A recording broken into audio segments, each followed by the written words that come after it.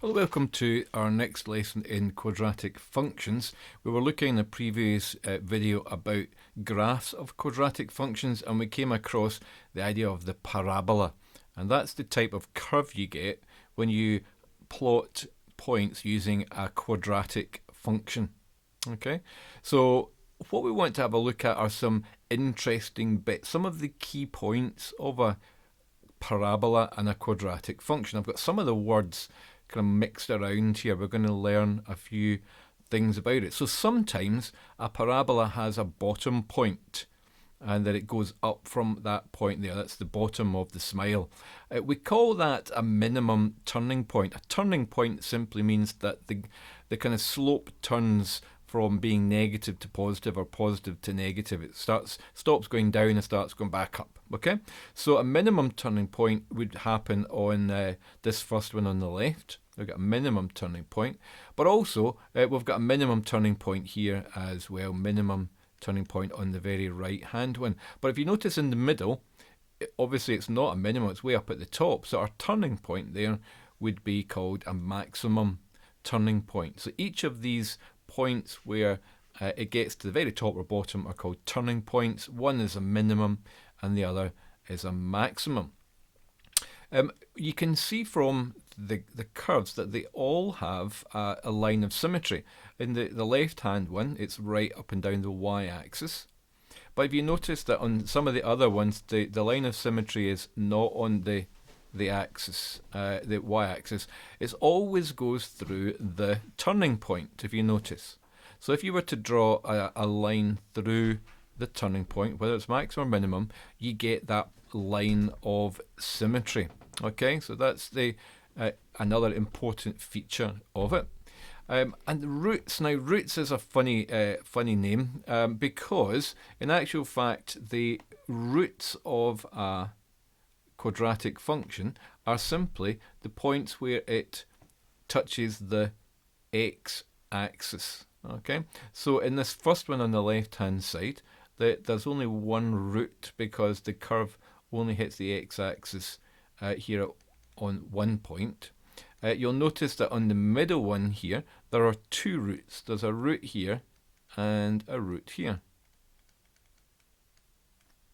Kind of funny word, root, suggesting like it's at we often think of the roots as being the bottom or something like the roots of a tree. Okay, but one of the important things is it helps to define the function. It's so important. It's kind of a really basic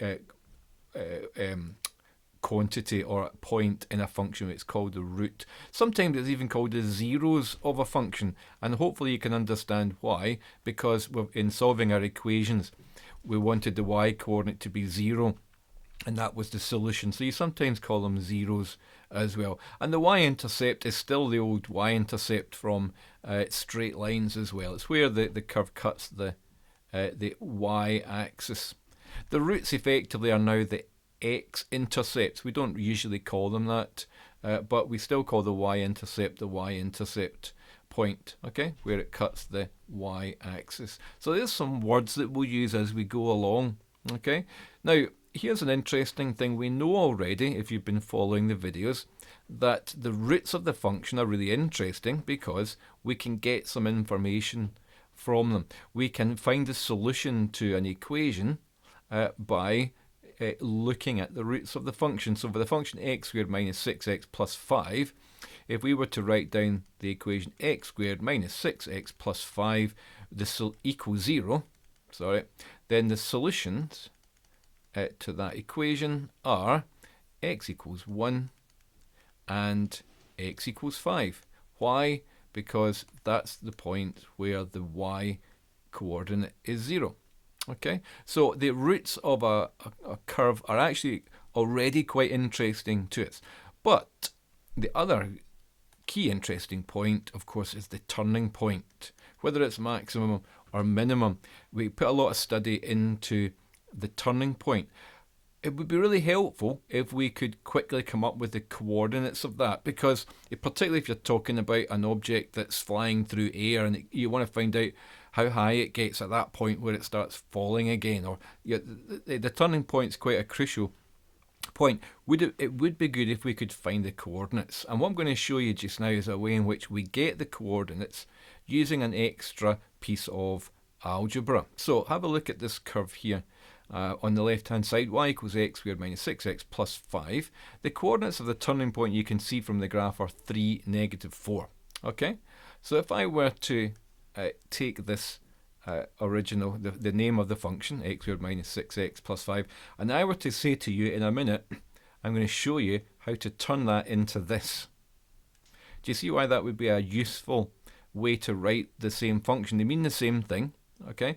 But if you have a look at the way this is written, then the 3 and the negative 4, although there's a minus 3, overlook that for a moment, but the numbers 3 and 4 are the same as the coordinates of the turning point. Have a look at the one on the right hand side. X squared plus 4x minus 3 cuts the turning point is negative 2, negative 7. And so if I were to say that we could turn x squared plus 4x minus 3 into y equals x plus 2 all squared minus 7, we might think that's quite handy because look, the 2 and the negative 7 appear in the coordinates. So the coordinates are sewn into this form here. Do you notice that the x coordinate is always the number in the bracket with the sign flipped? So negative 3 in the bracket becomes positive 3, positive 2 in the bracket becomes negative 2, but the number at the end is always the y coordinate. There's a reason for that which I'm not going to go into, but I'm going to show you how to change from one form to the other. It's called completing the square. And all it does is it changes a quadratic function from the form that we are used to into this form that's got a squared term in it. And that's why it's called completing the square, because we introduce a squared term. Okay, how do we do that? Before we do it, I just want to remind you about squaring terms, particularly when there's two terms in the bracket. We want to square x plus 1.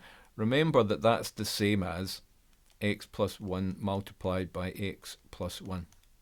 Okay, now I'm going to write the answer above it for reasons which are only known to me just now. So we've got x squared plus 1x plus 1x plus 1, and that simplifies to x squared plus 2x plus 1. Okay, let's have a look at this one on the right hand side. If you want to go ahead and write what you think the answer to that is, what's x plus 3 all squared? Remember, you could write it out first of all as x plus 3 multiplied by that, or you could have a little shortcut that you might have been taught as well, which would be good. I'll explain what that is. The shortcut is you square the first term, which is x squared. You multiply the two terms together. X times positive 3 is plus 3x, and you double it. And then you square the last term. Okay, that's a wee shortcut, but you can get it from multiplying the two brackets out. And the same thing goes with negative numbers here. Of course, that just means x minus 2 times x minus 2, which means that if I multiply it all out, I get x squared minus 2x minus another 2x is minus 4x, and negative 2 times negative 2 is positive 4. Okay, what would the last one be?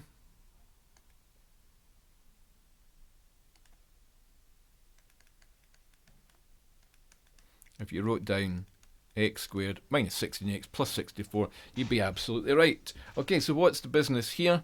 The business is we are going to go from the top form to the bottom form. When you see in your expression x squared plus 2x at the beginning of it, what we want to realize is that the squared term that matches that is x plus 1 squared. It's half of the number in front of the x term. Because remember, there were when we multiplied out x plus 1 times x plus 1, we had plus 1x and plus 1x, so we kind of doubled the value of the 1. So we half it to go back the way. Have a look at this one here, at the x squared plus 6x. If we see that, we want to change that to x plus 3. We want to half the positive 6x, the positive 6. You notice the x term's not there, it's just the number halves, x plus 3 squared. With the ones in the bottom, x squared minus 4x becomes x minus 2 all squared, which is a half of negative 4 is negative 2, and a half of negative 16 is negative 8. So that's quite good. All we need to do if we want to change the form into a square term is we want to half the number in front of the x. The only problem is that if we write it with a squared term in it, we're getting some extra value attached to it for free, and we actually maybe don't want that, okay? But we'll have a look and see what I mean in a minute. So it's a rewrite in the form. So the first one says y equals x squared plus 2x, and we want to rewrite that in the form x plus or minus something squared. Okay, x plus a squared plus b simply means there might be a number in for a and a number for b. We don't know what they are in each case. So, well, we know that from the previous screen that the matching squared term is going to be half of the number in front of the x, which is plus 1. That's great. But the only problem is that we know that that's going to generate, have a look back, it's also going to generate a plus 1. Okay, it's also going to generate, a plus 1. And the problem is that we didn't have a plus 1 up here. So in other words, what we've got to do is actually compensate for that by subtracting 1 at the end. Well, how do we know to subtract 1? Well, all you do is you subtract that number squared. So you do 1 squared and you take it away at the end. And what that does is the x plus 1 all squared gives us a bonus plus 1, and all we're doing is we're taking that 1 away because it's meant to be equivalent to just x squared plus 2x. Okay? What would the same be for y equals x squared plus 6x? You try it.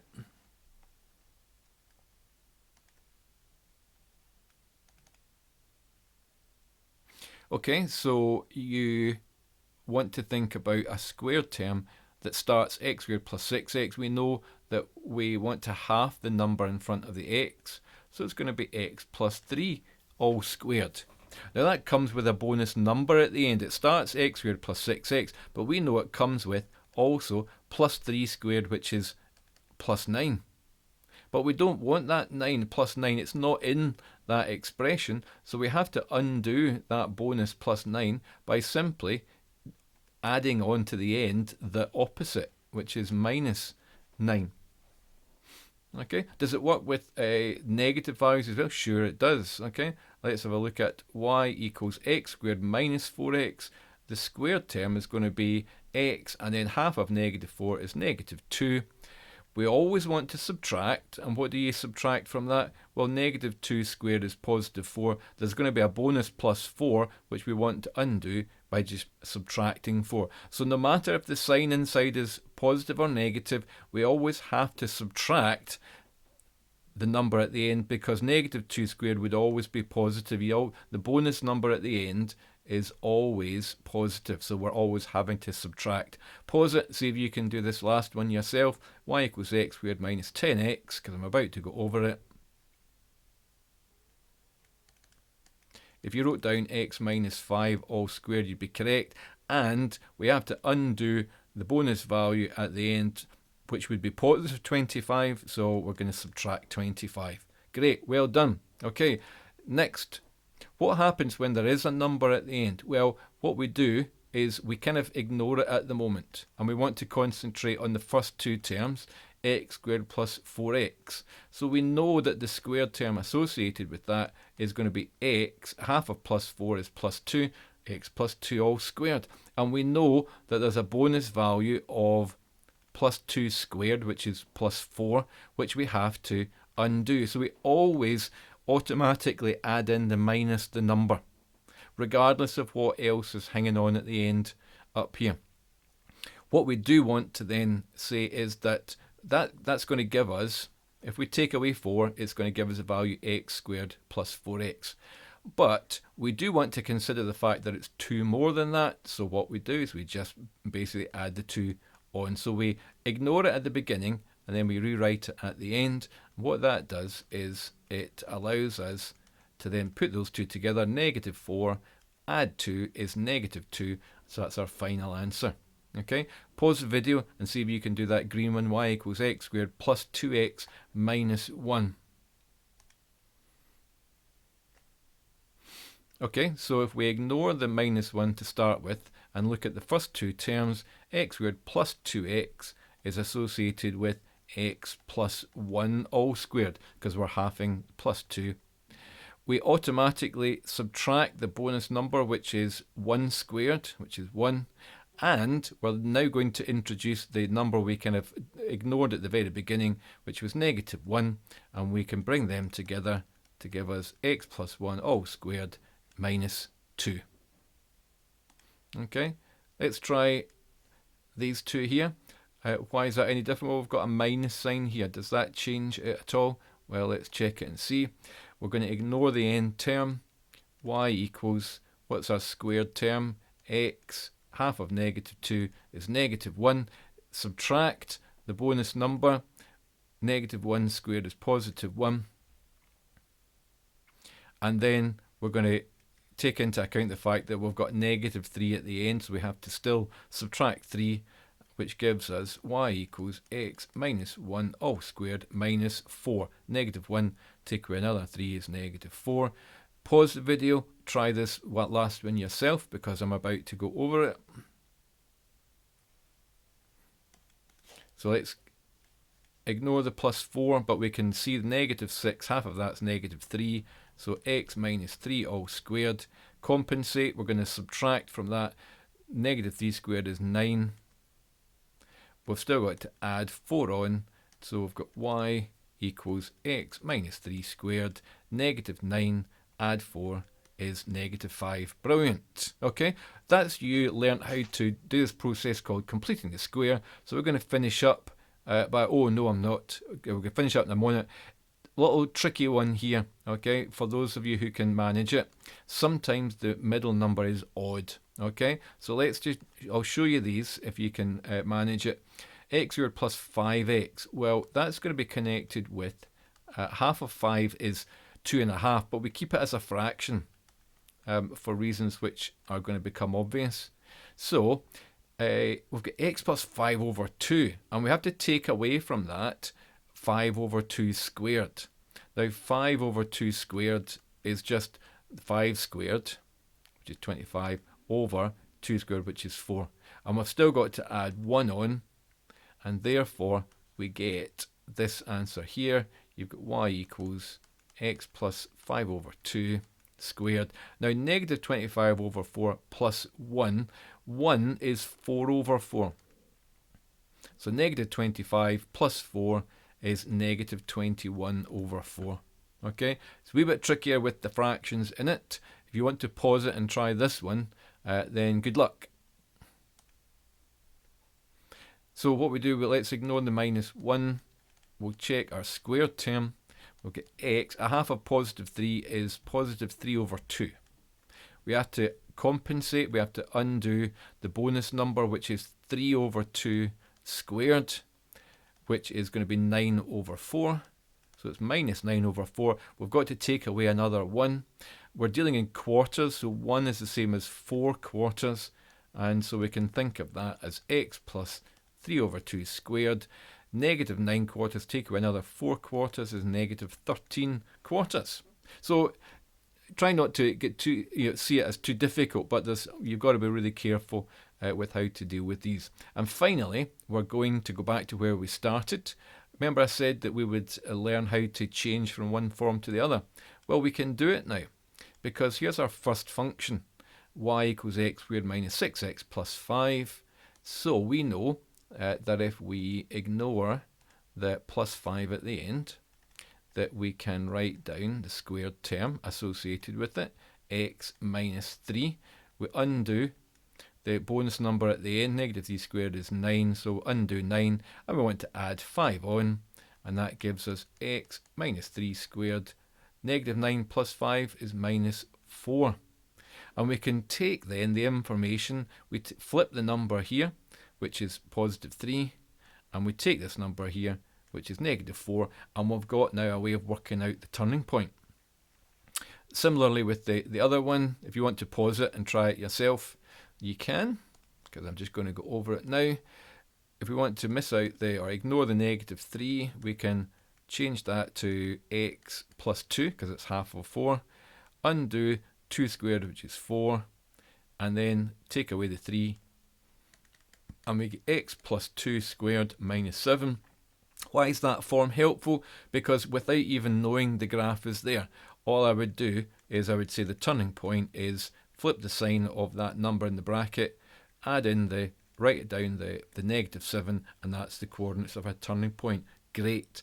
So we've done a process called completing the square, and we've discovered that if we change the form of the quadratic function into that, we've got a way of working out the turning point even without a graph in front of us. Hope that's been helpful, and you can go on and practice that a bit more.